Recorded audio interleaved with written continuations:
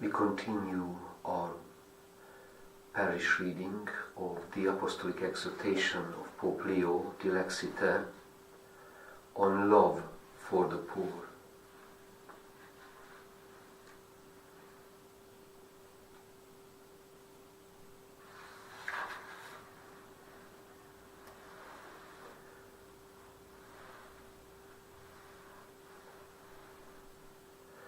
In the early Christian community, acts of charity were performed on the basis not of preliminary studies or advanced planning, but directly following Jesus' example as presented in the Gospel.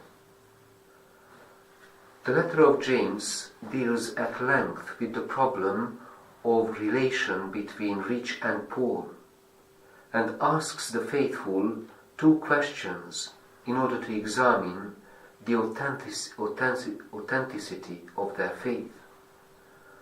What good is it, my brothers and sisters, if you say you have faith but do not have works?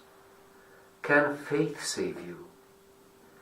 If a brother or sister is naked and lacks daily food, and one of you says to them, "Go in peace, keep warm, and eat your fill," and yet you do not supply their bodily needs, what is the good of that?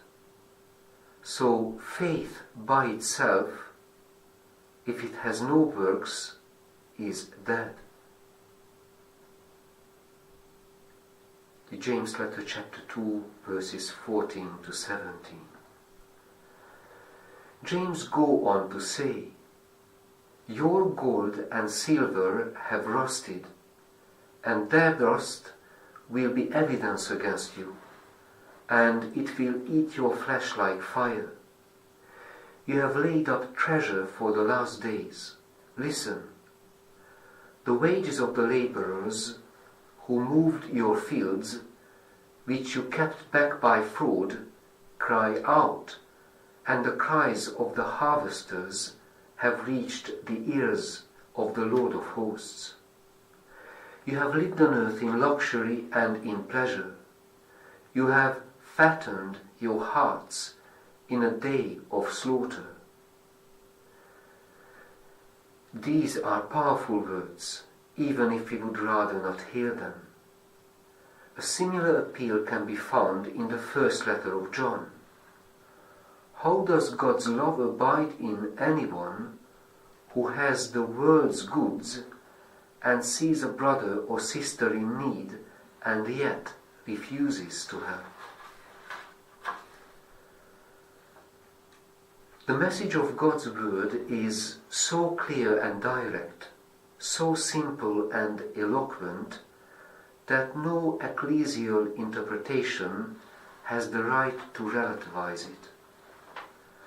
The Church's reflection on these texts ought not to obscure or weaken their force, but urge us to accept their exhortation with courage and zeal.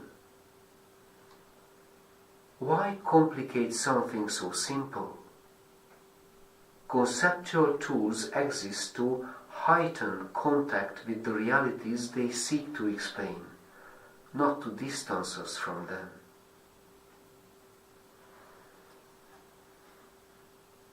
Here ends our reading.